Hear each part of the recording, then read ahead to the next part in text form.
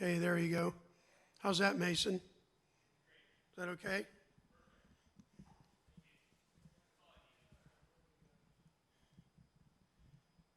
You can hear me if I talk like that from here? That's okay? Great, that's perfect.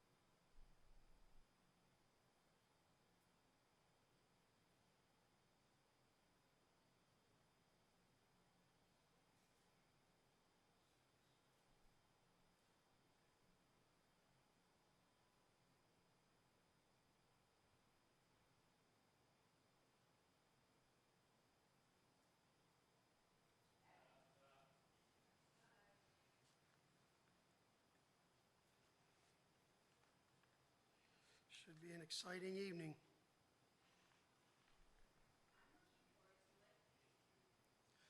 Well, I'll tell you the truth, you're going to love this one tonight. It's going to be a lot of fun, putting it mildly.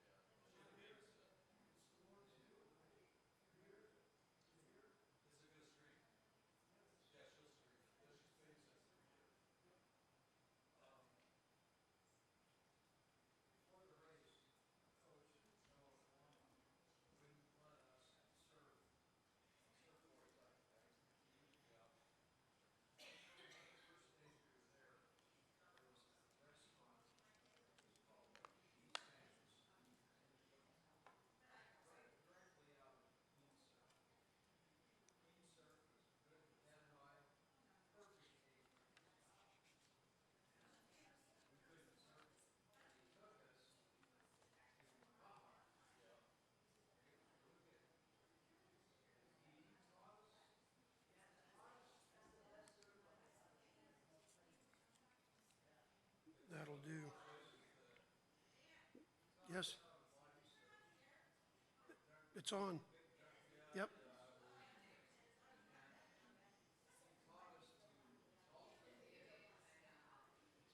It's the lights.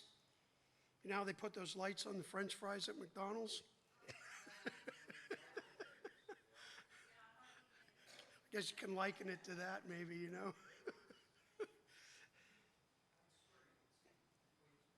The heat lamps.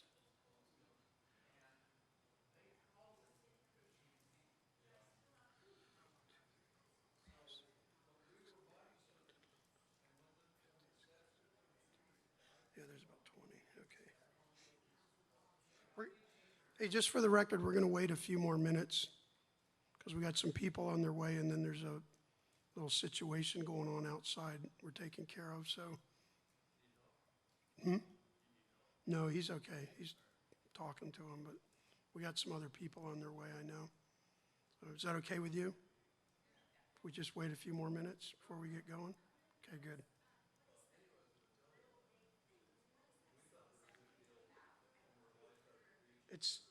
We're going to start in Genesis on a 3-week study and go to the Revelation. And it's monumental one-line scriptures from the Genesis through the Bible in the Old and New Testament. And it's going to be a PowerPoint like this with graphics, and you'll see. It's really monumental. It's those type of scriptural verses in the Bible that jump out at you, and you don't know that they're there. A lot of people don't even know they're there. You know what I mean? So you'll enjoy it. Yeah, we're going to take a break next week, and then we'll start on the 24th, and we'll do it the 24th, Halloween night, and then the 7th of November, and then take our 2-month break until January for Christmas and the holidays. Pardon me? Yeah, all these are live streamed, so they'll be recorded. They'll be on the church site. Yep, you can look at them. You want? Yeah. Yep.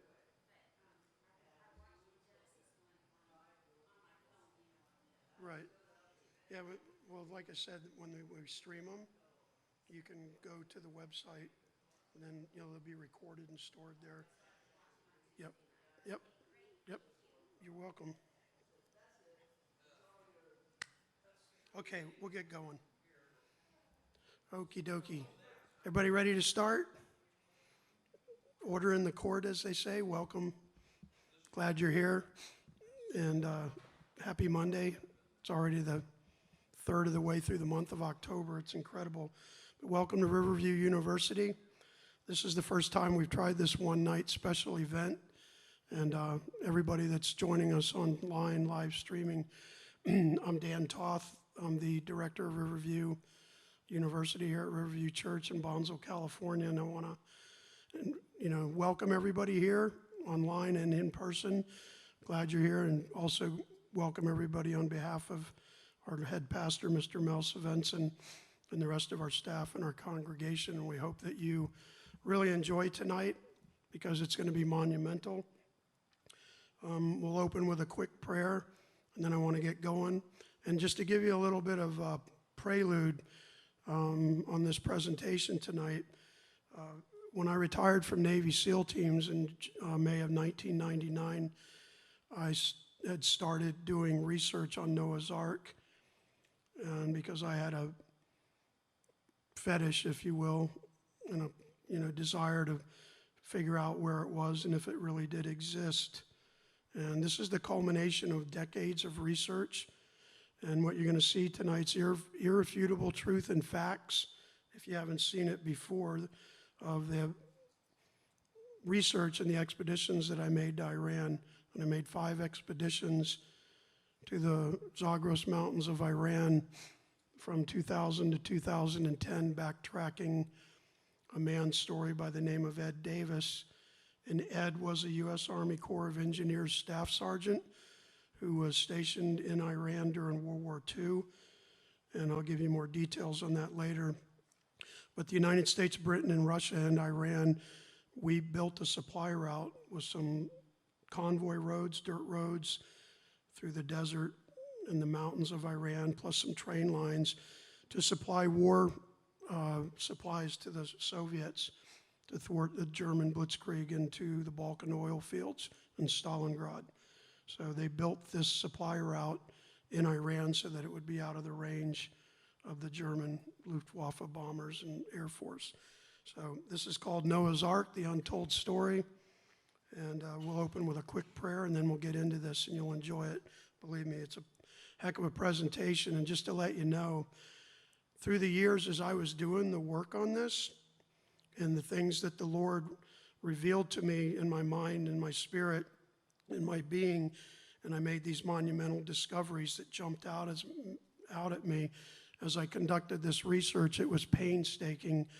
I can tell you that it was a mind-boggling experience to see these things revealed where you're sitting there as a person going, whoa, you know what I mean? Just putting it bluntly as believers. So we will go ahead and start with prayer.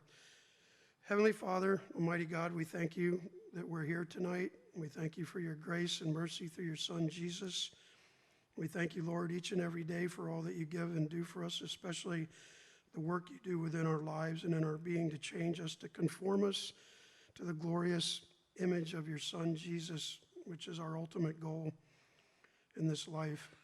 We thank you for your forgiveness and grace. We pray for those that are in bondage and are suffering and without, not only in the church, but around the world. And we pray for those that are in darkness and don't know you yet, and we pray for their salvation. I ask that your Spirit be upon me as I speak tonight to your glory.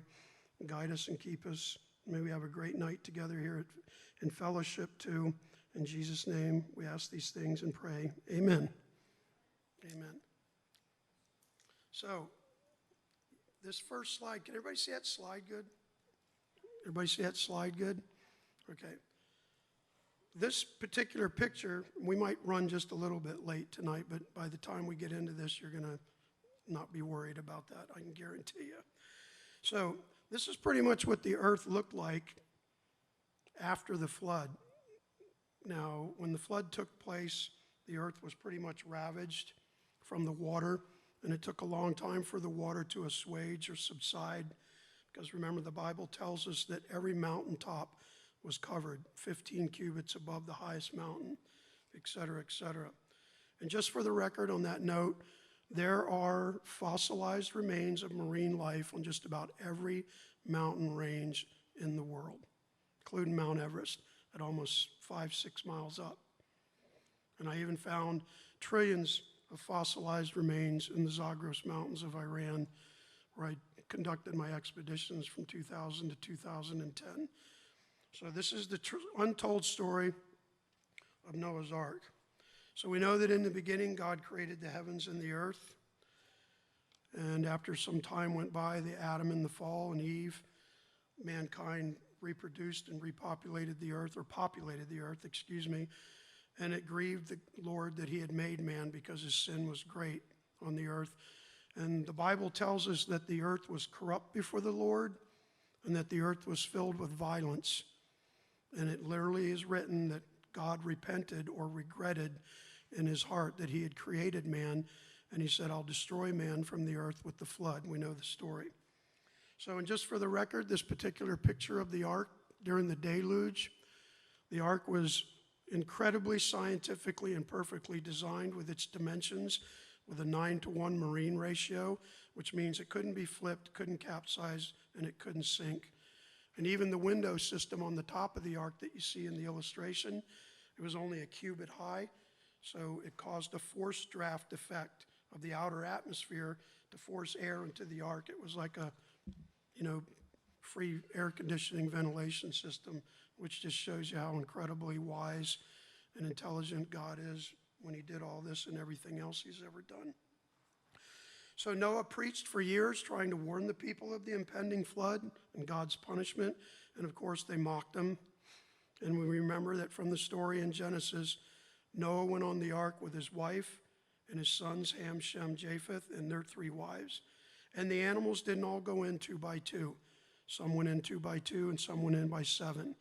And those were mammals that were probably used for sustenance, like cows and beef for food and milk while they were on the ark, because they were on the ark a long time. It was almost a year, I think, something like that. So the animals supernaturally were brought to the ark. The flood took place, and we know the story that after the flood, Genesis 8:4 tells us specifically that the ark, on the 7th month of the 17th day of the month, the ark came to rest upon the mountains of Ararat.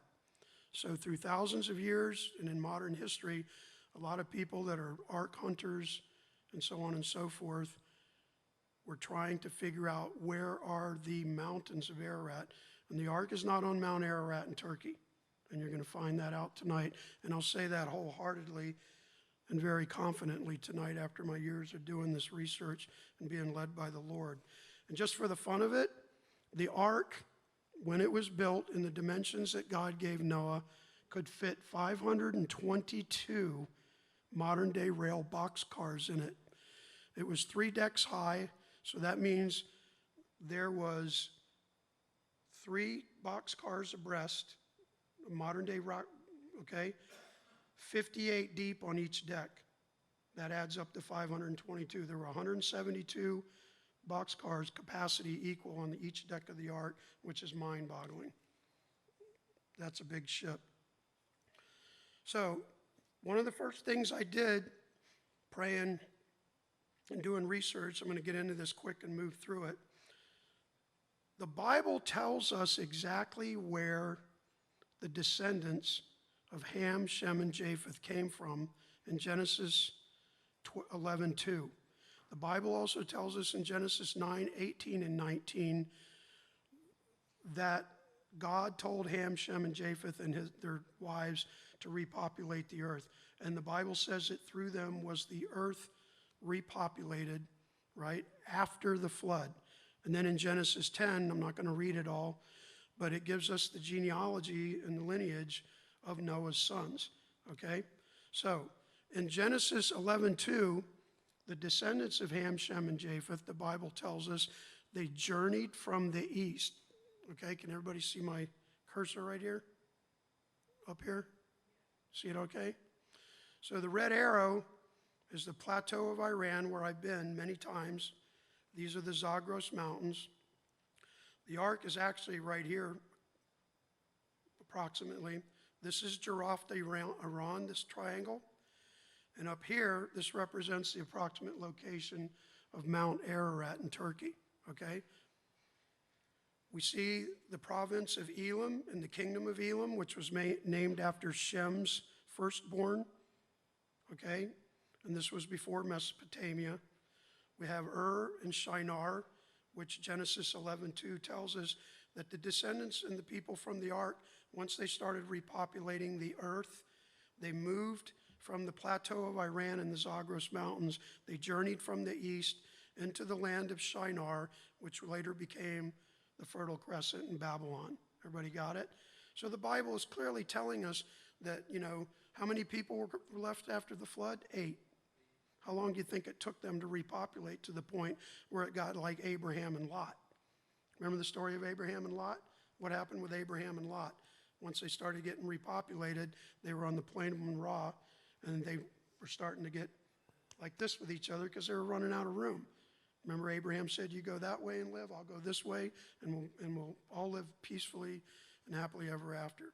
So the Bible tells us that the descendants of the ark came from here, not up here, because these kingdoms of Urartu and Anatolia and stuff, they didn't even exist until thousands of years BC into the future, around 900 BC. See what I'm saying? So, and we know that Genesis 8:4 told us that the ark came to rest upon the mountains of Ararat. So, in my studies, these red dots represent a lot of the prominent archaeological sites that were discovered over the years in the places, including where Abraham got his commission, all right?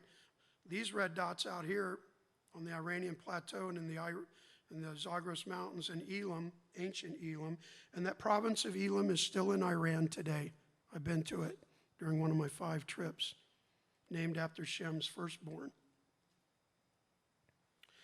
So lo and behold, we jump into the future to 2009, and this is from the Iran Daily, right out of Tehran, November 14th, 13 years ago, November 9th, or 2009. Marvelous, phenomenal archaeological excavation takes place at the city of Jaraft. And due to a big rainstorm and deluge, stuff was eroded from the earth, and all these ruins were exposed. And they find all these cuneiform text and writings and buildings. And once they translate and decipher the cuneiform text writings and the tablets, they find out that this was the seat of the kingdom of Arata, where King Enmerkar ruled from during his empire, all right? And so on and so forth. And this is long, long ago. These are some of the pictures of the civilization and the excavations and the stuff that they found, including up here in the upper left corner. You have a cuneiform text tablet, and tons of them were excavated, saying that this was, these were the mountains of Arata. This was the kingdom of Arata, and the word Ararat was derived from that, okay? So again, looking at this map, here's Jaraft. The art is approximately right here, and Mount Ararat's up here. And the Bible says that they journeyed from the east into the land of Shinar, so we're pretty convinced with Bible evidence that the descendants of the ark came from the area just to the east of Shinar, from what is now known as the Iranian Plateau.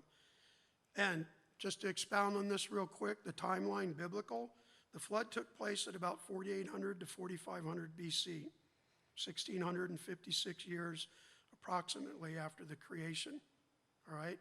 So we've got about, 6,000 something years, all right? The kingdom of Ararat existed from 3000 to 2000, where we have the archaeological evidence now from Jaraft to prove that that's where it was.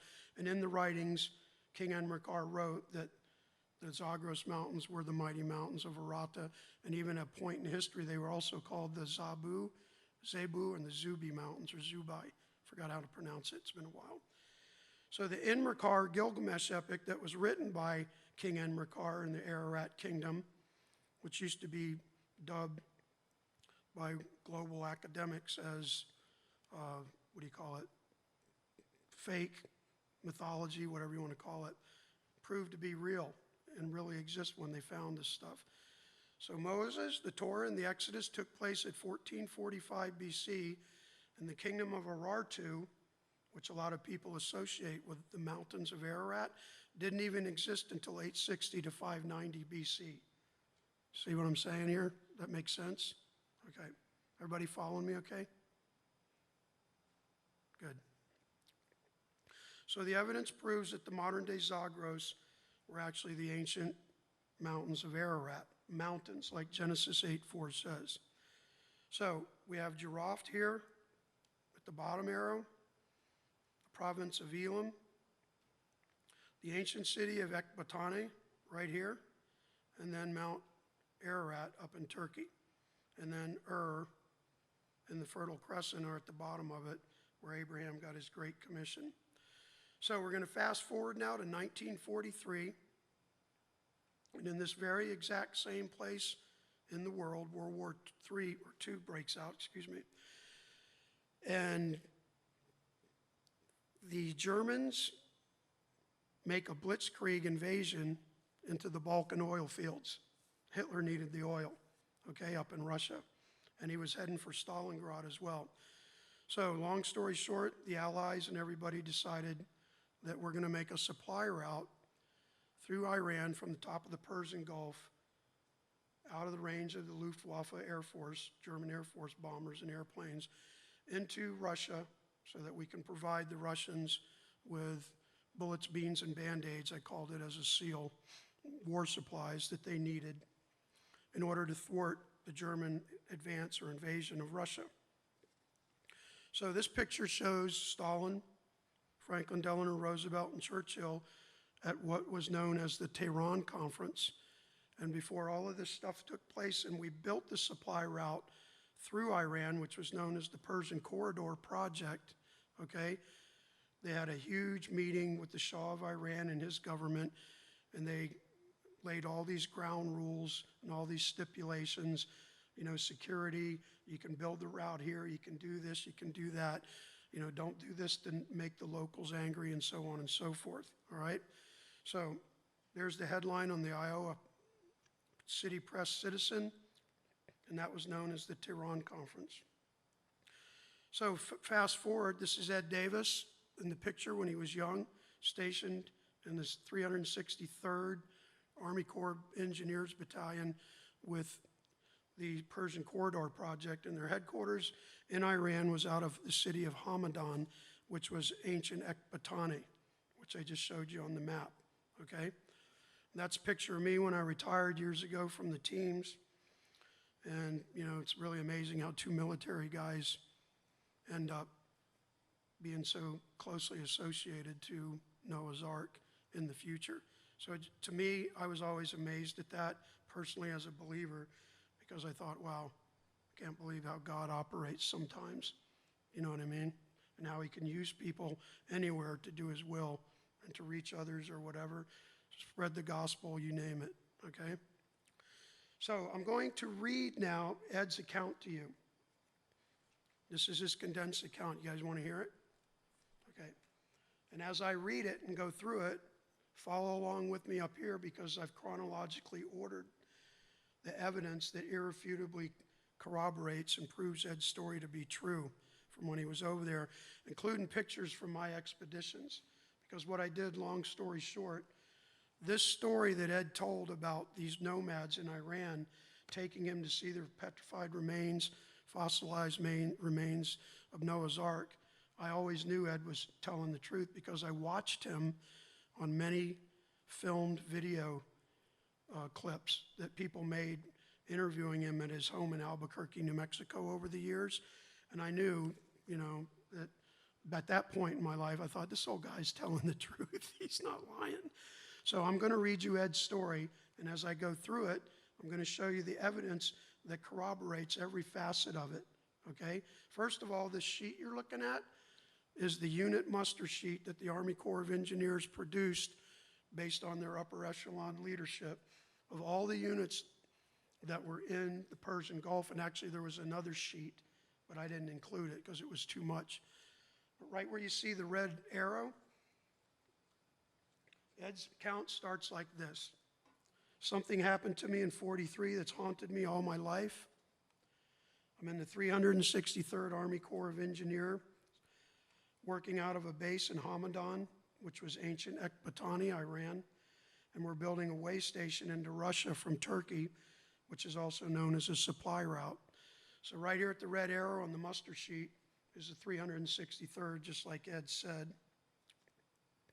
There's ancient Ekbatani on the map again, all right, which became Hamadan, and that's where their headquarters were out of. So my driver is a young man by the name of Badi Abbas. To expound on this, the U.S. Army and the Brits, we hired 5,800 young, strapping, as they called it back then, Iranian men and boys to be guides, drivers, porters, and seers, and also translators. So he's with a young man who was his porter, driver, translator, Badi Abbas. And one day while we're at a quarry site loading rock, he points to a distant peak and says, "Agri Dog, my home." All right? So this is a picture from the Army Corps of Engineers files, photograph files of a young boy like Badi, an Iranian, putting snow chains, on the tires as the trucks, the lorry trucks, on the convoy back in 1943. This map, made by Army cartographers, shows you right here at Avaz. Everybody see my cursor okay? If you look over here next to the town of Avaz, you see quarry camp. See that? That's where Ed was standing with Badi the day they saw the mountain, where he said that that's where Noah's Ark's at, okay? And we found this out, or I found it out through research in Army records. And I found out by reading the Army records, and the post-op report by Colonel Vaughter was his name. It was 700-800 pages thick. It took me months to go through it. But in the Tehran Conference that we mentioned earlier, the Iranians said, we don't want you tearing up our country. You know, to get the raw materials you need to build the rail lines and the roads and the bridges. So they said that they agreed, we'll use the quarry camp near Avaz, and that's it. So the military evidence proves that this was the spot where Ed was at, and I went to those exact location where they were back then years ago, all right? The ark on the mountain where I found it, based on Ed's account, is here.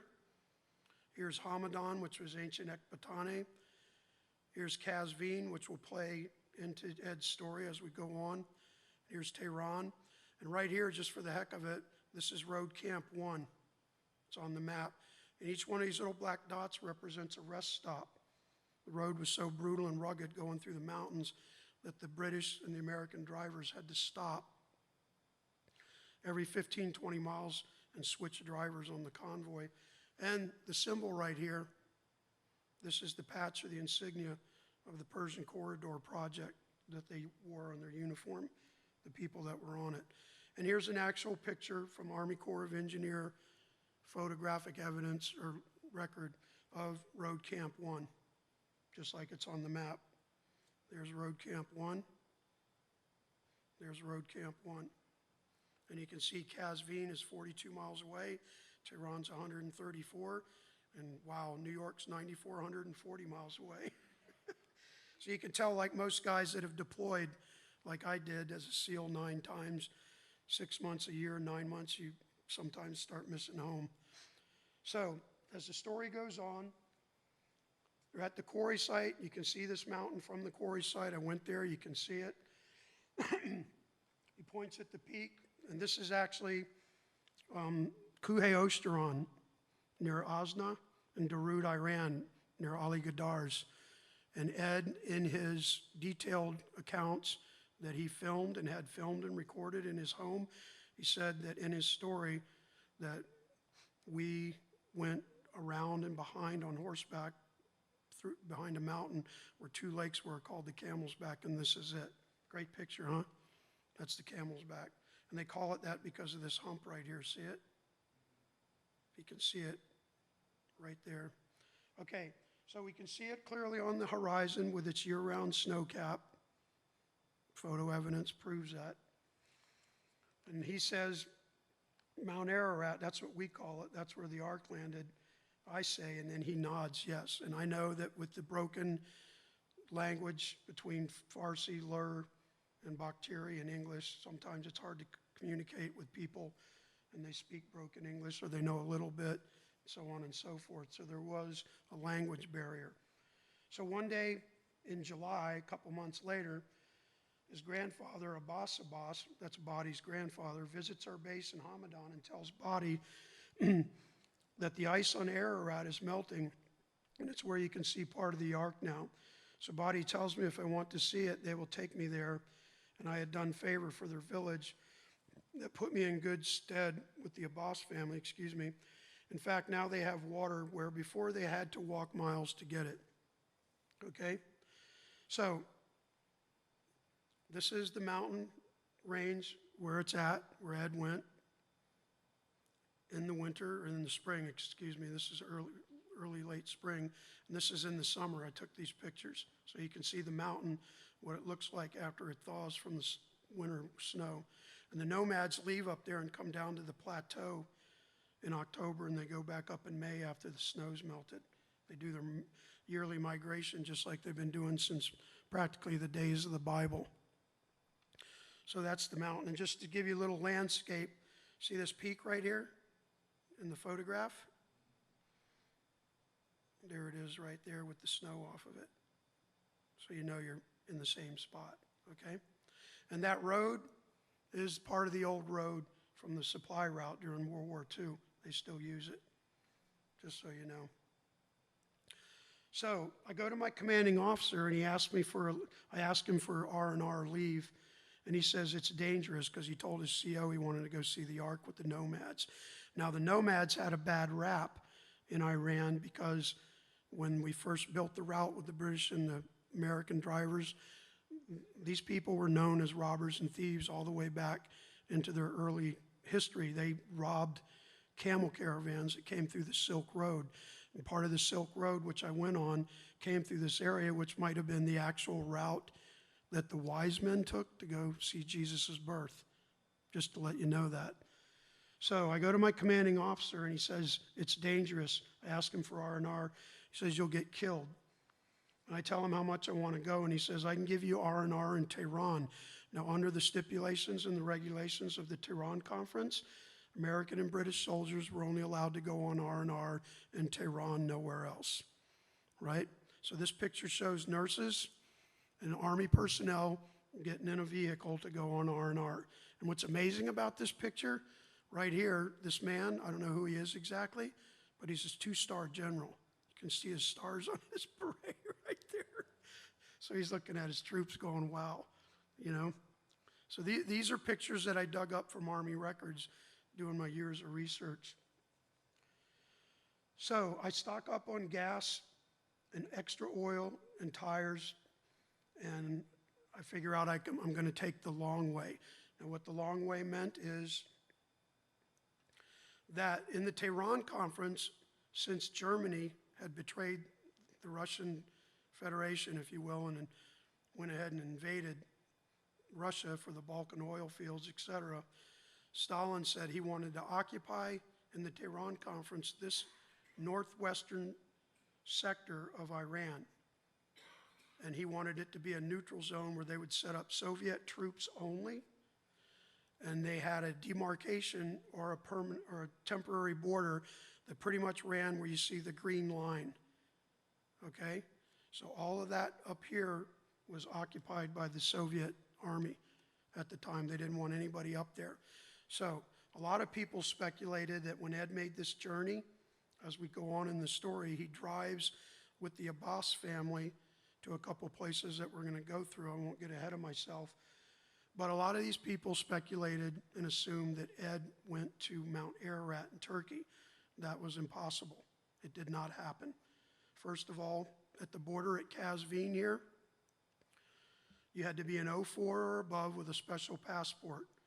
You had to be a major or a lieutenant commander or whatever branch of the service you were in, for Marine, Army, whatever. You had to be an 04 or above with a special passport. No one was allowed to cross the border into the Russian-occupied territory for the Russian security's sake. Number two, when the convoys that were offloaded by the American supply ships coming from the U.S.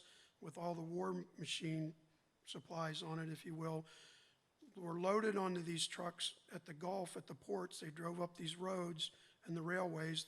The roads are red and the railways are black.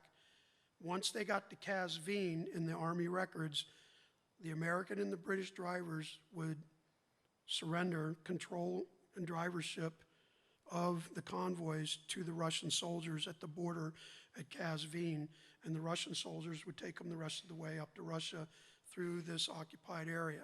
So this was the border at that time, okay? And it's very important because nobody could get to Mount Ararat. And number two, in March and April of 1943, on the supply route coming up through the Elburz Mountains here to the Russian-Turkey border, everybody see my cursor okay? Okay? 2 bridges were washed out on the route in treacherous ravines, okay, from an early prolific spring thaw that caused mudslide avalanche, knocked out the bridges. So the route was closed, which was catastrophic because they weren't getting the supplies the Russians needed for those couple of months up to the Russians to thwart the German invasion of their country when we were allied with the Soviets. So we know that no one drove the route from March, April 43 to about September or October because the bridges were out. So that's why we know, beyond a shadow of a doubt, that Ed did not go to Mount Ararat in Turkey. He couldn't. And if he would have been caught up there, the Russian soldiers would have just shot him for being on the road. All right? So his career was at stake, big time. This is an actual picture at Kazvin of a U.S. soldier in a convoy truck. His papers and pass just to drive the truck to Kazvin is being checked by a Soviet soldier. It's a big guy. Good grief, he looks like he's got to be at least, his head bonnet comes at the top of that door. Yeah, looks like Mr. Looney. Remember him? By the way, Randy's a friend of mine. I've served with him as SEAL. He's a retired SEAL too. This is what Qazvin looked like back then. This is a mosque, and as you can see, Abbas. Qazvin was the capital of Persia before Abbas I made Isfahan the seat of government, just to throw that in there. So as the story goes on, Ed gets permission from his CO to do this adventure, and Ed takes a big risk by driving on the supply route with the nomads in the trucks because he knows he's not supposed to. So a few days later, we get up early, and Badi and I drive down along the border like I just showed you, down along the border from Qazvin. Then there was an auxiliary road that I drove here that goes right to Derud and Osna. So we drive down along the border, not up to Turkey, couldn't get in there anyway, as far as Qazvin. And we get to his village. This was a settlement that I'd helped get water, and we spend the night there. At dawn the next day, we reach the foothills driving overnight, which I drove the route twice in a Land Rover with my guides at 42 miles an hour, drove my guides nuts, but I timed it from Qazvin to Osna, and it was exactly overnight. I did it twice at night, and I didn't let them drive the vehicle more than 42 miles an hour because that was about the top speed of those vehicles on that road and the Jeeps that they used back then. So I knew it's 8, 9 hours, and it was a 3-day trip to get to Mount Ararat in Turkey, which we know he didn't drive to Turkey.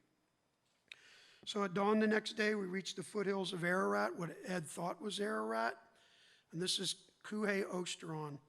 And in Ed's detailed accounts, he talked about this mountain being called the Camel's Back, and that's because of this hump right here. That's the Camel's Back. And this is a beautiful range. I went up there twice. It's magnificent. And this is known as the Throne of the Gods right here. Remember those two peaks, all right?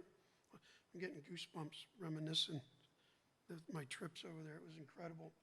So we arrive at another primitive village at Osna, okay? Abbas tells me that the name of the village means where Noah planted the vine. And talk to the locals, yeah. So here's the village. Thousands of years old, the remnants of it are still there. And that's Osna in the background. You can see the mountain range. It's hazy because it was hot. I see grapevines so big at their trunk you can't reach around them, and they're very, very old. Here's the grapevines in Osna.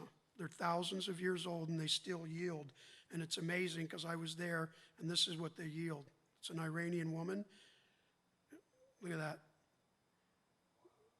Those vines are still talking about what Jesus said, I am the fruit, the vine. That's amazing. Look at that. And that's not even the whole picture. And that's there. So Abbas says they have a cave filled with artifacts that come from the ark, and they find them strewn in the canyon down below where the ark's resting. So they collect them to keep them from outsiders who they think would profane them. So real quick interlude here. This is a book by Mrs. Sylvia Matheson. She's a world-famous archaeologist way back in the day. She did archaeological trips to Iran. And in her book, I'd like to read this quick couple of lines. Babay Jan Tepe, that's some of the names of the mountains in this area of Iran, in Luristan, which I became very familiar with over the years of all this research, lies almost due west of Nushijan in Luristan. And Luristan is named after the nomads in this province that still live in these mountains. They're Lur Bakhtiris. Early first millennium lies almost due west of Nushijan in Luristan near the Sari Bazorg range, that's where I was at, of the Zagros Mountains. A local tradition associates the range with Noah's Ark. Now, when I got to this place and started talking to these people, a lot of them knew right away what I was looking for, you could tell. And they got very quiet, very subdued, very solemn, and they wouldn't talk about it. And then when they found out my name was Daniel, they associated me with Daniel, who from the Old Testament is buried right in Susa. And I went to the tomb of Habakkuk in Tuzurkhan, Iran, which is about a 5-hour drive from here, and saw his tomb.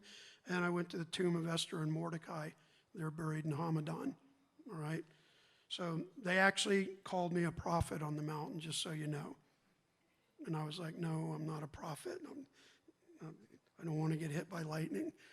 So anyway, I just thought it was a great part of the story. So these artifacts that they find in the gorge from the ark, they protect them, it's sacred to them. And that night they show me artifacts, oil lamps, vats, old style tools, things like that. And I see a cage door, maybe 30 by 40 inches, made of woven branches. It's hard as stone and it looks petrified. And with my research over the years, the pitch that God told Noah to pitch the ark with to waterproof it. And here's why. I'm going to expound on some of this. Back in those days, they didn't have the technology and the tooling and the skill to make fine beams like we have in this room. So they had to shave and strip, big beams and logs and dow them together, and then to fill them in the gaps, they used pitch. And pitch was sap with coal ground down and boiled. It was like a paste, and when it hardened, it made the ship waterproof, and it encased it. So that pitch that was put on the ark after it came to rest in these mountains after the flood facilitated it becoming stone, fossilized it. And that's from Dr. Dan Jarvie. Dr. Dan Jarvie is one of the world's most renowned experts on bitumen's, oils, tars, and so on out of Humble, Texas. He founded Humble Oil, and I worked with him years ago, and he was a consultant, and he gave me all this legit scientific knowledge. So we know that the ark is still there because the pitch on it that God told Noah to pitch it with caused it to turn to stone, okay? Ready? And that's why it's still there. So, I see a cage door, maybe 30 by 40 inches, made of woven branches. It's hard as stone, looks petrified. It's a hand-carved rock or latch on it. I could even see the wood grain in it. So these are the caves, a couple of them, that'll play into Ed's story as we go along. I met a man on my last trip that they brought to me in a village up in Iran, and I'm jumping ahead a little bit right now. He was a holy man. His name was Ali Mirza. We spent hours together. He told me that the ark was up there. I didn't get to it, and you'll see why. But this is an actual fossil, if you want to call it, of a mouse from the ark. He handed it to me, and he said, this is from the ark. See the match? That's a mouse. They got it out of the bowels down in the bottom, and that's what he told me during our talk. That's me while I was up there during one of my 5 trips. In those streams and rivers that they have running all over up there from the snow thaw. It's incredible. But I found wood like that, and it's got pitch on it. Right here, this is charcoal and pitch under it. And look at that. And I had this looked at, and I thought it might have been something else. And I didn't do all this on my own. I worked with Dr. Jarvie, and a lot of people in here. I worked with Dr. Walt Brown and consulted with him and got his input and validation on stuff as well. So I didn't do what they call cowboy archaeology thing, if you will. So as that story goes along, it says we eat and then climb back on horses and continue riding higher on a narrow trail, and they tell me we're going through the back door, okay? It's a secret route used by smugglers and bandits. So this is the Nazarene camp of the Lur Bakhtari nomads that I became friends with on our 3rd trip. One of their daughters was dying, one of their kids from a gum infection. And I had a film guy with me named Brian Schmeck, and he's related to the Schmeck brothers that we served with. And Brian, we were at a meeting with a nomad chief or duke getting permission to go back in there because the first 3 trips I went on, I wasn't allowed to go off the road, through the mountain passes, but then they finally let me go back there, which you'll see. But this is the Nazarene camp, and these people are master horsemen. And Ed said in his account that they lived in black tents. You can see the black tent behind, that's Azad. And the 2 men back here are the Nazarene brothers. They're the chief warlords of this mountain. And they invited me into their camp, and I made friends with them, and I lived with them every time I went up there, which you'll see. So this is us in the Nazarene tent. And that's me, Brian. And then this is the 3 Nazarene brothers. You can see he's got an HK-762 assault rifle there with a magazine in it. And then that's my hiking staff. And one of the Nazari brothers is holding my buck knife. And this is a Camel cigarette. I took Camel cigarettes to them because I loved them. And gave, good grief, I gave tennis balls to the kids and they went nuts. And in this picture, this is like my first trip. This is Askar, and you're going to see pictures of Askar as we go along as he gets older over the next 8 to 10 years.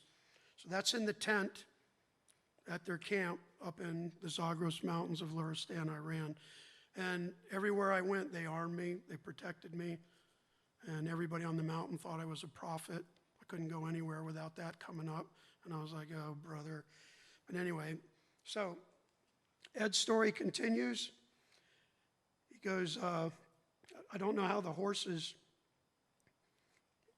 follow the route. In some places you can tell we were riding along a high cliff, but most of the time it's hard to see because it started to rain, all right, on his trip, all right? And there was fog, and there's a freezing wind blowing through me, and it feels like it's going right through me. Soon a boss tells me to be quiet because we're at a place where Russian sentries are stationed below, and they might hear us, and if you were caught by the Russians up there, they'd shoot you. And the old man that I met, Ali Mirza, told me that when he was a boy, he was there, he remembered the Russian soldiers. They had some skirmishes with them, with the locals, you know, their people, and they didn't like them. And I'll tell you more stuff about me and Ali Mirza's meeting as we move along. So we ride in silence for the rest of the day, and sometimes the nomads would communicate in their own private code by short whistles, which they do. They can whistle, and they have a code in a language. They can hear each other from long distances on the mountain. So when Ed began his adventure to get up to the last range of where the ark is, this is where he did it from. If you look closely at the photograph down here, you see these little black rectangles. Those are fishing ponds where they raise fish, you know, like in a farm.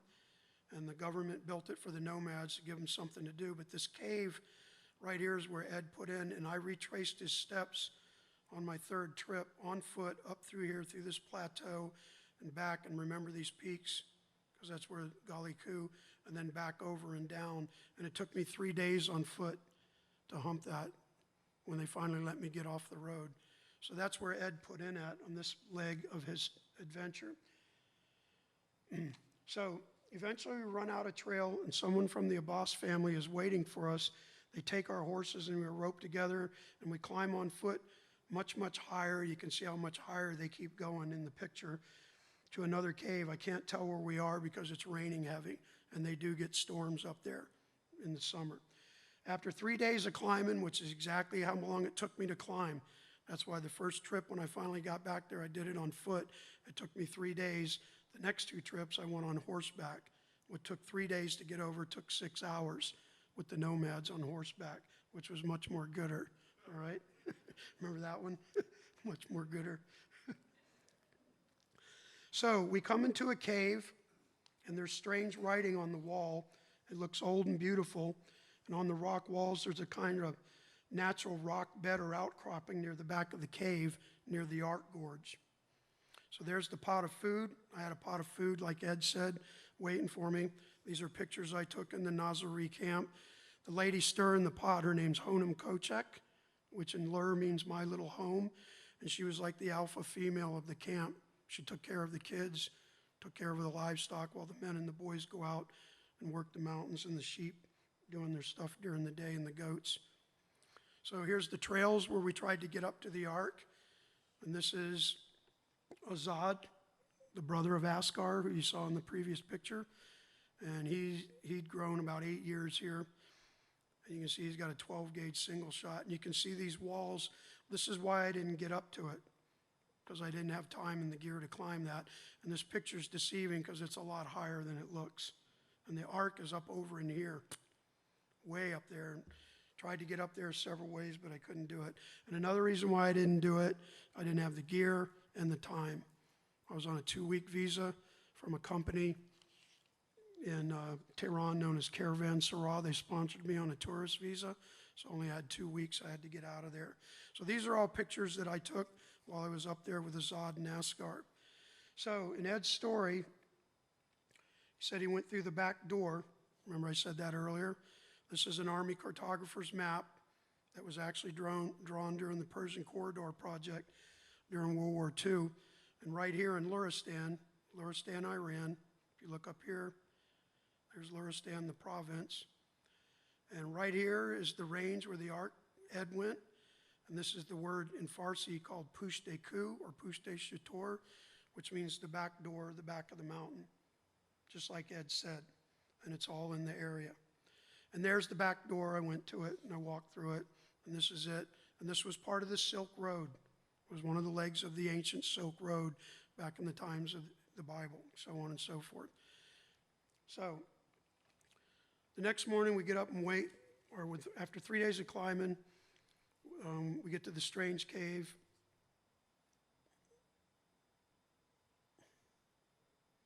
And this is the cave. This is the exact writing where Ed was, just like he said. This is the old petroglyphs on the wall that looked old and strange and beautiful. Ed said he carved his initials with his knife into there, and there's a D. See the petroglyphs?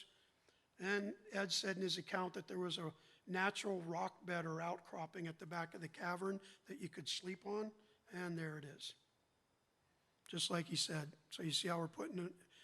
It was amazing how I was led to find all this. I still can't believe I did it. But I used a lot of my experience from being a SEAL too. So the next morning we get up and wait, and the rain lets up, and we walk along a narrow trail behind a dangerous outcropping called Doomsday Rock. I guess it's called that because it's a place where you could easily die, and many have fallen, etc. It's treacherous terrain. Some not of their own doing. We double back around, and behind an imposing rock formation, we come to a ledge, and we are enveloped by fogs. Because when it rains up there in the heat of the summer, it cools and you get fog, just like out in the Rockies, where I lived in Denver for a while. Tons of times I was up in the Rockies and it rained. And it also snowed up there a few times on Long's Peak and Mount Meeker and Twin Sisters, where I used to hike a lot up by Estes Park.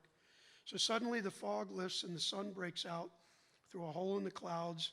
It's a very mystical sight as the light shimmers on the wet canyon. My Muslim friends become subdued and they pray to Allah. They get on their knees in obeisance like Moses did at the burning bush. And they speak quietly and they're very subdued.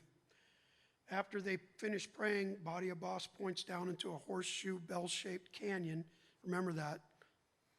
And says, that's Noah's Ark. And Ed says, but I can't see anything. Everything's the same color and texture. Then I see it, a huge rectangular man-made structure partly covered by a talus of ice and rock lying on its side. Okay? So at least 100 feet are clearly visible. All righty? So I can even see inside it, and to the end where it's been broken off, timbers are sticking out, kind of twisted and gnarled, and water's cascading out from under it.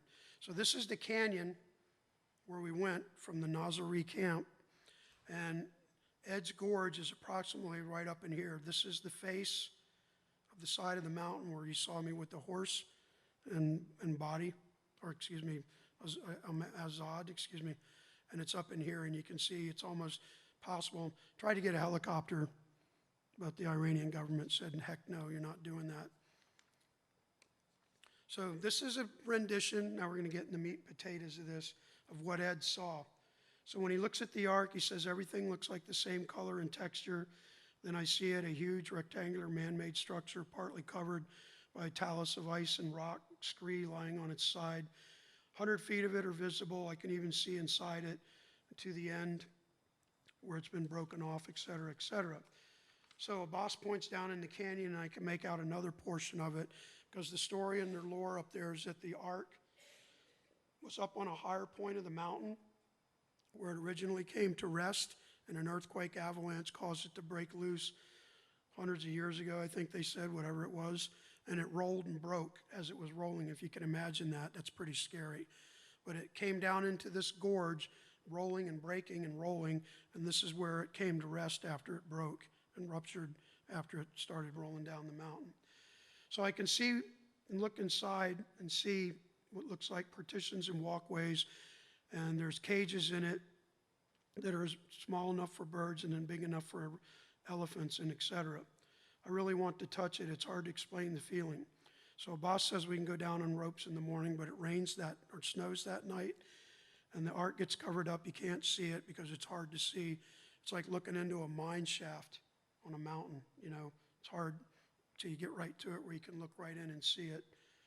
So it takes 5 days to get off the mountain, and that's exactly how long it took me to get down off the mountain and back to Hamadan. I smell so bad when I get back to the base, they burn my clothes, and no one wants to, or seems to be interested in what I saw, so I quit talking about it. But I dream about it every night for 20 years, and then Ed said there's something up there. So that's Ed's account. This picture that you're looking at right now is a painting that Ed had made based on his eyewitness account of what he saw in the gorge with a Christian artist here in San Diego decades ago now. And the man's name was Alfred Lee. So I'm going to walk you through this. Can you see that okay? All right. How'd you like that story? So everything in that story I backtracked and corroborated. All right, everything. And then what we're going to do now is get into more details of Ed's account based on his taped interviews that he had made with people at his ranch or his home in Albuquerque, New Mexico. But as we go through this painting, I want you to remember this. The ark is laying on its side, okay? The side and the top with the windows make this big, long, straight line. See it? Everybody see that out there? Okay. That line's important. Ed said there was a ledge behind the ark where it sat that looked like a golf club. There's a huge hematite spar here that sticks up out of the earth that's square on the top, and it's got a thumbnail groove in it. The detail that Ed remembered was amazing of what he saw. I found out later they trained these guys back then to be like that for intelligence gathering because they didn't have cameras. They had to make sketches. So that's why he's like that. So you see these two taluses of scree? It's almost like God's got his fingers over it holding it.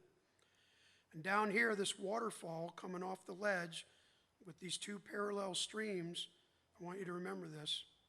This shark point is this ledge and this cliff. It looks like a shark's fin. See it?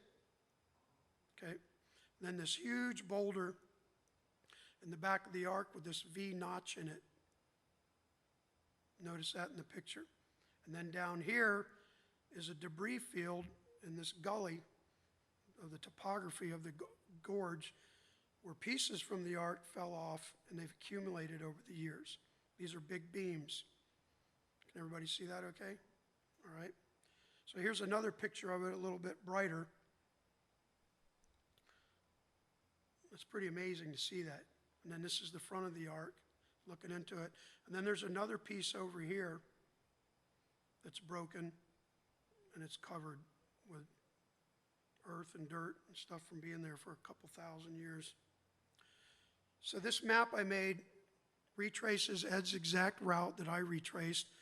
The route right here, the drive to Rude, Osna with the vineyards, horses across the plain, come behind Osteron Coup, the camel's back, there it is, Osteron Coup.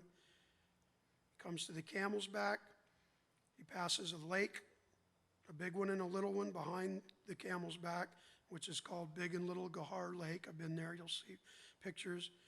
He comes to an old ancient abandoned village at the end of the camel's back range. It's called the Valley of Robbers and Thieves. I went to it, you'll see pictures of it. He comes up to a plateau where a grave and a well is called Jacob's Well and Grave. I went to it and found it. He came through the back door and there's Push de Coup Forest. See it? That means back door, back of the mountain in Farsi.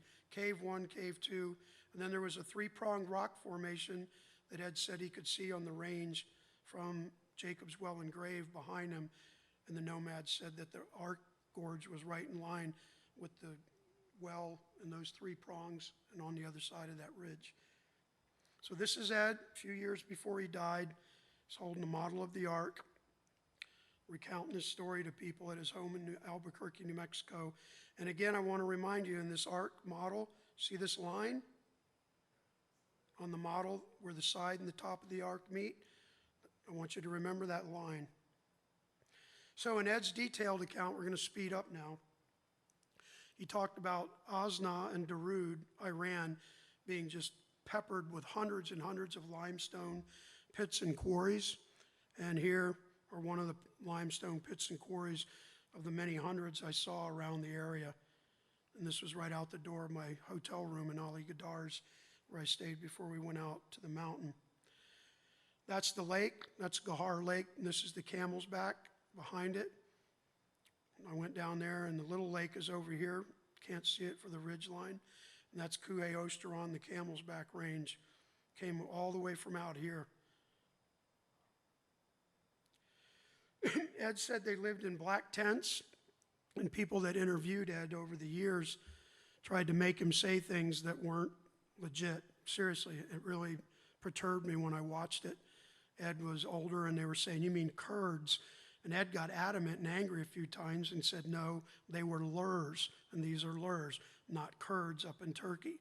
And Ed said they lived in black tents, and these are the black tents right behind the bottom of the range of Osteron Ku, the Camel's Back, in the summer after all the snows melted, all right? And the government built the nomads that dam so they could have a place to wash and collect water for their livestock and them and so on. This is the abandoned village that Ed came to, the Valley of Robbers and Thieves.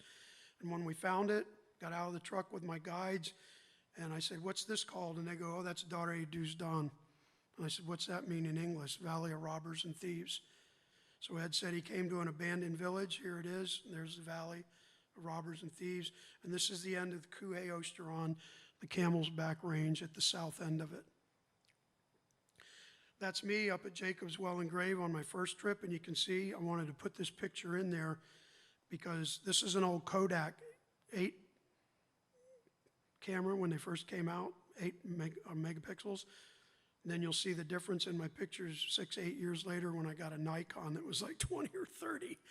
But this is a lava plume on the mountain. This is the 3-prong where the gorge is out on the other side. These are only formed, had this checked out and proven, these are only formed underwater. When there's a rupture in the earth during a volcanic eruption and lava comes out underwater, submerged, and as soon as it hits the water, what do you think is going to happen to it? Just like out on Kauai, it freezes or it cools and immediately it gets wafered and it starts stacking. So that's a legit lava plume at what? I'm at 8,500 feet there, I think, in the Zagros Mountains of Iran. And that was in 2000 on my first trip. This is Jacob's Well and Grave taken with my camera 8 years later because I did the whole trip over to get better pictures. And just like Ed said, this is Jacob's Well on the plateau, and it's on the way up to the gorge. And in Farsi, they call it Yahub. They pronounce it Yahub. And it's not really Jacob's Well and Grave. They just call it that traditionally. This is Jacob's grave.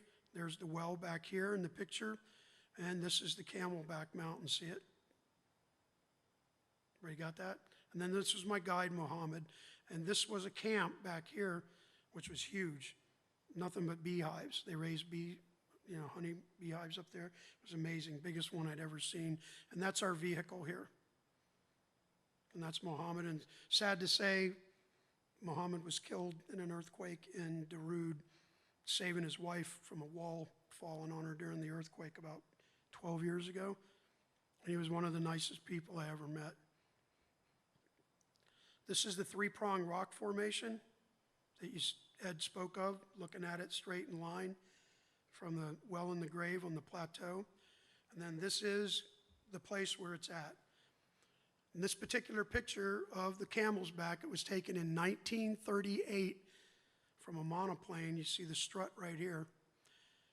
This is the throne of the gods on Kuhe Osteron. And here's the top of the mountain and the Camel's Back. And this was taken by Professor Eric Schmeck during what was called the Iranian project. And this plane was called the Friend of Iran. But they were from the Oriental Institute, and they did like a 3 or 4 year aerial archaeological survey, him and his wife, of Iran. And they ended up in the Zagros Mountains and up in Luristan here. And this was taken in 1939 from the air by Professor Schmidt from his plane. And in this picture of me, almost 70 years, 75 years later, Gali Ku, where it's at, you see the peaks right here? There they are behind me. And where this red arrow is exactly where I'm standing in that picture of me. So I knew that this is it. And based on Mrs. Matheson's book about the locals saying, I figured, okay, this is where Ed was. The evidence is irrefutable. This is what the Camel's Back looks like in the late spring or early spring. You can see that it's still snowing at the higher elevations, but not low. So you know it's spring, like maybe March or April. And this is the exact same spot you just saw in the aerial picture right here, all this rough, but you're coming in at it from the side. So that's me and my guide, Mustafa. And that's the mountain behind us. On the other side is where the ark is. This is a picture of the convoy from 1943 on the road where we drove out. And that's a spot, we're in the same exact spot that picture was taken in 43. See the mountain or the hill behind us right here where it comes down? See that? We're on the other side. There it is there. And that rock right there, see that rock? I believe it's that one right there in the picture. Pretty neat, huh, what you can do with a GPS. This was our driver cousin for that trip, and you can see the difference in the quality of the Kodak pictures in the Nikon. This is Professor Ali Faroukra from the Tehran Museum of Natural History. And he was my guide and protege. He lives in Birmingham now. And this is Mohammed next to me, my guide and interpreter who was killed. And that was the cooler lid of our cooler. And back here is the mountain where it's at, like Ed said in his story, snow cap. See the snow cap in the picture? So in Ed's account, the more detailed one, he said he went through a field of rocks and boulders right before they got to the canyon where the Art Gorge is, and this is it.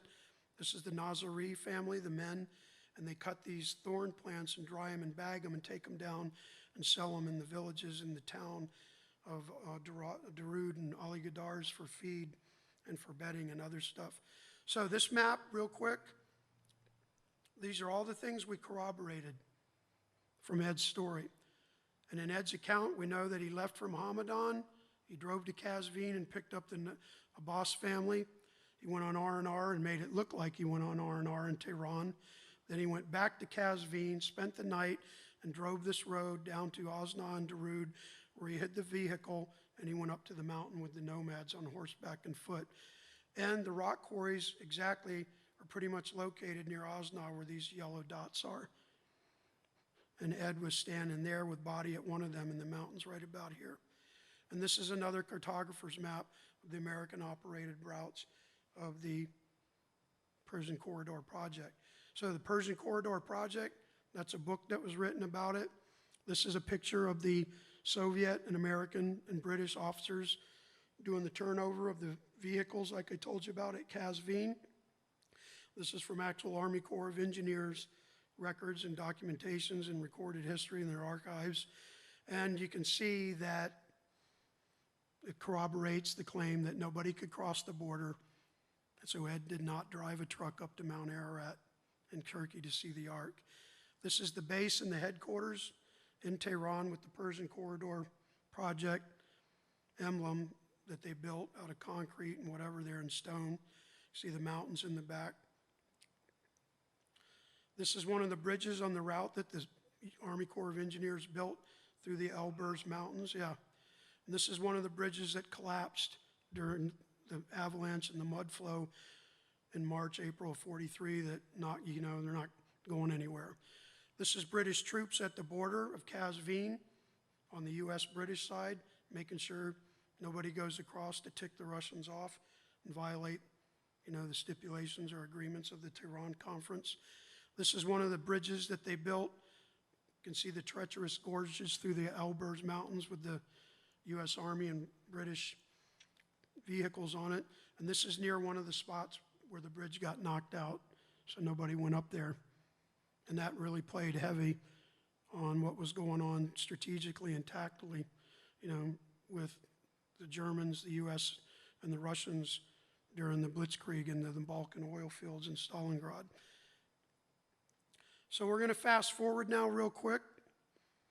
This is the Dasht-Kavir Desert. These are now pictures that I actually took during my expeditions. This is the highway going from home in Kazvin down to where, through Delijan. And this fence is actually nuclear processing plant out on the desert where they're making stuff for nuclear weapons, believe it or not. This is the road into Ali Gadar's where I stayed. Stopped and took this picture. There's the mountain range, and a dove flew out. See him right there? A little dove flew out, and I went, whoa. This is my hotel in Ali Gadar's. This is 5-star for Iran. This was my first trip, first Duke. Duke means he's a leader, a tribal leader. I had to talk to him to get permission to go up the road. There's the Camel's Back Mountain behind me. See it? Right there. This is Keguran, where I put in at with the Nazari brothers, Azad and Askar, when I started riding horseback over the mountain, 5 hours, 6 hours instead of 3 days. This is from first trip with my party, hiking through what I called the Valley of Guanji. If you ever saw that movie when you were a kid, it's a pretty funny sci-fi movie about a dinosaur in the West. Tony Franciosa starred in it. But it's pretty brutal, you can see. And after the third time of doing that on foot, I thought, I don't want to do this anymore. That's Gali Ku on the backside where the ark is and where Ed went. And if you look at this real close, I had it checked out. You see these lines? That's where water receded. Just like when you drink a soda or a beer, leaves the lines. At the beach when the tide goes out, that's where water receded. And this is Gali Ku. That's the mountain that was behind me and taken from the air on the backside of it. This is the backside of it, and you can look at that and go, wow. It took 3 days to get back there on foot. This is the chief duke of the mountain, and this is Brian Schmeck, my film guy. We're still friends. He lives in Denver. These are 3 of his sons, and he gave me permission finally to go back and look for the ark off the road. So this is the Nazari camp where I stayed. That's a 92-year-old woman with that bunch of wood on her back, and her name is Mater Bazorg, which means great-grandmother of the mountain, and her and I became right here. That's a woman. See her dress right there in the band, and that's wood on her back. She's 92 years old. She's the oldest woman in the Lur-Bakhteri tribe, so she's revered and highly honored. And me and her bonded like you wouldn't believe. She was like my grandmother, and it was crazy. But she would get up at 5 in the morning and go up the mountain and come down at sunset with stuff like 90 years old carrying that. And I would be like, whoa. And that's her. And she did walk softly and carry a big stick. Believe me, she was just like my grandmother. And I'll tell you a story that'll really make you laugh later. So these are my pictures of, real quick before we get into the meat and potatoes. This is Fatullah and his wife and his children. This is Beta, the girl that we saved. She had the infection in her gum. And you can tell by the pictures that she's always looking at me. And this is Mary, a friend of mine. Her husband was killed while I was up there on my 4th trip, riding horseback over the mountain. He got hit by a bolt of lightning while he was on his horse. And so Mary became a widow, and they pronounce it Mary, but you can see in the picture, they live in the tents. He's got his strong boxes, his 12-gauge shotgun. Got a plate of food here, unleavened bread with yogurt, tea, and water. That's what I ate the whole time I was up there, and eggs and wild onions and tomatoes. And then lamb. Every night we had a fresh lamb. It was awesome. This is Honam Kochek, which means my little home. She was the queen of the camp, I called her. Every morning, all the goats get milked. And this is half of her family. That woman right here gave birth to like 19, 20 kids in her life. And that's only half of them. Yep, that's her children. And you can see Beta on the end smiling. And this is Azad, who you saw in the picture earlier when he was younger, or Askar, and he's got my staff. You can see how much he's grown in, 6 or 8 years. It's pretty cool. So there's Beta eyeballing me again. And the women were always telling me, take our picture, Dan. And I'm like, yeah, I'll take your picture. And then this little girl right here, I forgot her name. She's making that face because she got mad at me because she asked me to marry her. And I said, I can't. I was like, whoa. No, I can't marry him. So they make and weave. They make their own yarn from the wool of the sheep that they raise. And back here is one of their tents, and they weave it on these, they put it in there yarn by yarn and then hit it back with this comb. It's really crazy. And then they dye it, make it black, because what it does when it rains, it shrinks up and becomes watertight. And then when it's dry, it opens up and it's cooler because it absorbs the heat. And you wouldn't think that it works that way, but it does. That's them, making another tent cover. And some of these they take down and sell them for money in the towns. That's Brian with our guide Aziz singing to the mountain. It's customary for them to do that. This is the valley again, back where it's at. You can see how rugged that is. And in this picture, I'd like for you to notice where this riverbed, these are all glaciers, but they're dry.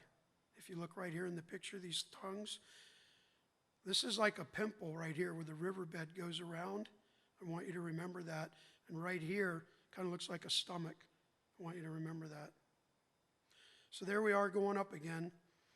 This was us on my third attempt to get up, and we're camping out at the foot with Azad and Askar and my guide Mohammed, and we're just sleeping. We put these walls up made out of bricks, and that night I was sleeping right here, look, using the sweaty blankets off the back of the mules and the horses. That's what they use for blankets. They just put it on you. It smelled great. But in the middle of the night, Azad was laying here, Mohammed was here, and Askar was here. And all of a sudden, this is a great story. I feel something on my foot, the heel of my foot, sole of my foot, and I look, and I wake up, and I look, and there's Azad laying on his stomach, and he's sliding the shotgun to me, and I hear this, and I go like this. I had a buck knife, turn over, and there's a wolf standing right here in the dark, and I pushed the shotgun back. I was like, nah, I ain't got enough time to shoot this thing. And it just stood there for a bit, and I rolled over real slow, and then it left. And then on the other side of the canyon, about 10, 15 minutes later, we heard him howling with more wolves. So I was like, thank you, Lord. It was crazy. Great trip. So we get up the next morning, we have eggs, and we're shooting quail. So that's me with Azad and Askar, Nazari's eldest sons. And we're back there by the gorge. That's me shooting quail.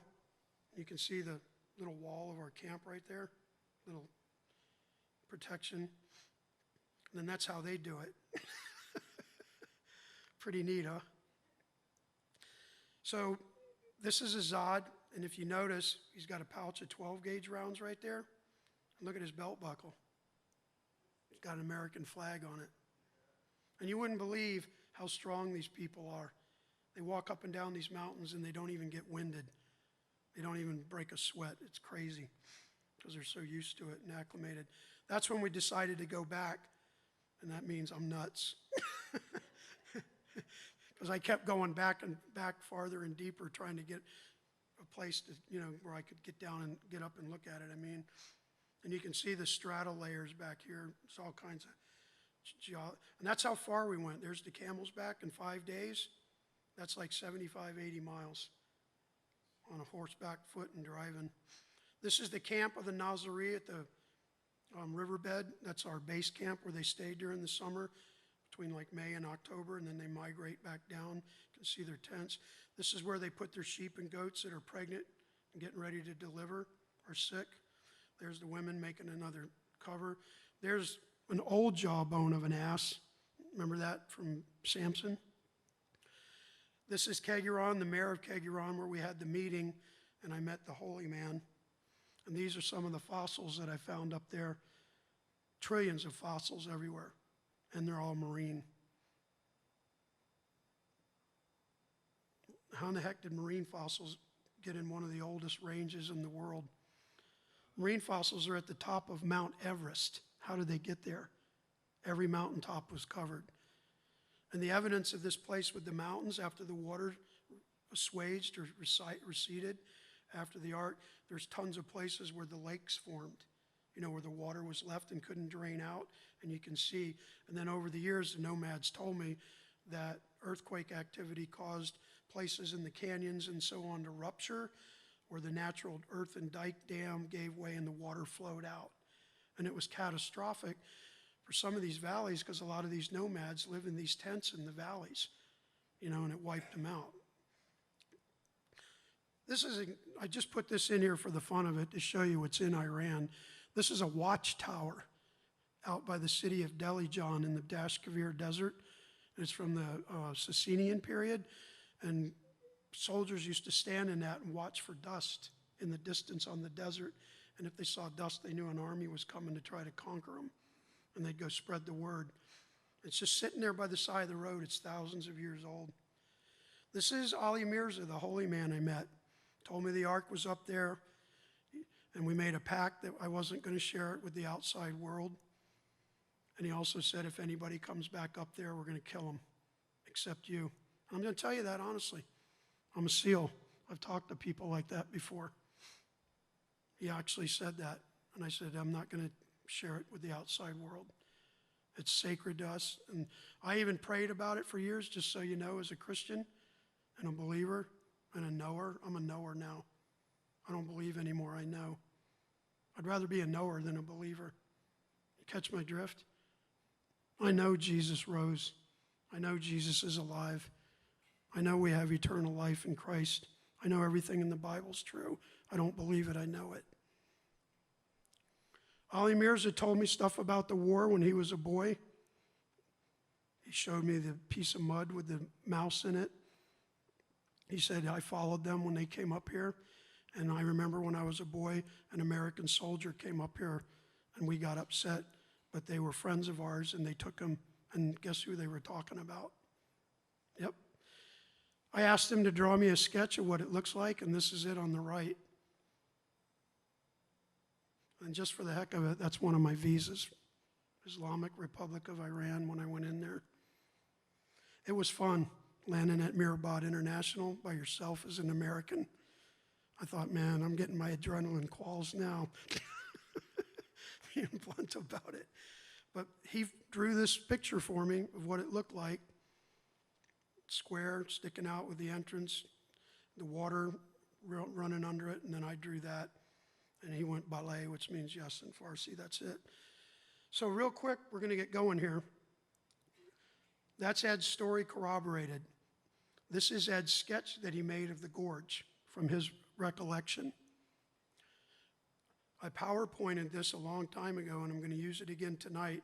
And I'm going to show you highlighted critical high points of this gorge so that you can associate it and correlate it with the satellite imagery. Now, one thing I want to make you aware of, Randy knows this, I was an intel guy. As intel grew over the years in our profession as SEALs, you have to look at pictures, you have to look at satellite imagery, you have to be able to analyze it, see things. I'm trained to do that. I was good at it. It's a God-given gift. So I'm going to do my best to show you tonight the things that were in the satellite imagery that completely coincide with Ed's memory and his sketch and the painting. And it's going to blow you away. So this gorge, you can see, looks like a bell. I'm going to get that first. Looks like a bell, right? See how its outline is? Okay. From the mountain, Ed said you were looking north, and from the mountain you could see the lights of Tehran, which I could. Jacob's Well was on the other side to the north, which I proved it was. This is a bell-shaped gorge. Everybody see the outline okay? There's a trail well-traveled into it through the canyon where I was. The upper left corner we're going to call the bone joint because it looks like a bone joint, like your femur or your shoulder. Bottom left looks like there's a hook. There's a hill next to the hook on the side. Doomsday Point, it looks like a jelly bean. Avalanche, debris, and this is the tip of the bell. Everybody see my cursor okay? We call this the tip of the bell. See how it looks like the flange of a bell? You can see avalanche debris here. This line of sight, I call it the loaf of bread. It looks like a loaf of bread right there. Upper trail, runoff with the streams where the water's flowing from the snow thaw and melt. two pieces of the ark where they're sitting in the gorge that Ed saw, the larger piece here, smaller piece here. Then his first sighting there, and then he moved to Doomsday Point and saw the second. The three-pronged rock formation, this was Ed's sketch of it that we saw.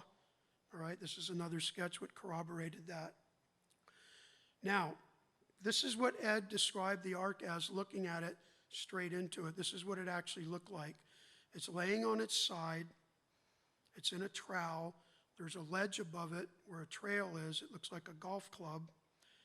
He said the timbers and the beams on the end of it where it broke look like this. And again, where this red arrow is, pointing at that point, right there where that buttress, where the top and the side meet, remember that. Then the pieces that broke off and the beams that are formed in the pool down the canyon a quarter mile below or down here. And then there's water here. And then Ed said there was a high peak over his right shoulder. And there's the high peak. See it right here? And Ed was somewhere right in here. The gorge is here. And that's where the stuff rolled down. And then the pictures, that's where I tried to get up at, but I couldn't. This is the satellite imagery that I bought, and I've got it numbered and coincide, and you can follow along with me with the cursor. Number one, you see the outline and the taper of the trails in the canyon. They're right here. Can everybody see how they match? Can everybody see that and make it out? Okay, good. So number two, the bone joint, and it's scaled down a little bit, which is here, is right here in the gorge. That's the bone joint right there. These cliffs back here that broke off from erosion and avalanche are the black. And we're going to zoom in, but I want you to see this. And if you look closely, you can see the outline of the bell here. And there's the hook. Remember the shark point that I showed you in the painting? The cliffs? That's right here, sticking out. There's the jelly bean of Doomsday Point. This is the tip of the bell right here, where the 7 is. And the first piece of the arc is right here. And the second piece is right there. And then there's a third piece there, that white. And you see where the water runs out here in the sketch, and it dumps out? That's the trowel right here. And it's so amazing because I'm convinced now Ed made a sketch of this. This tapered terrain line that he drew, that comes out where the water's emptying from the flow of the melted water, is right here. That line going up. And then the loaf of bread is here. And there's some avalanche debris in it.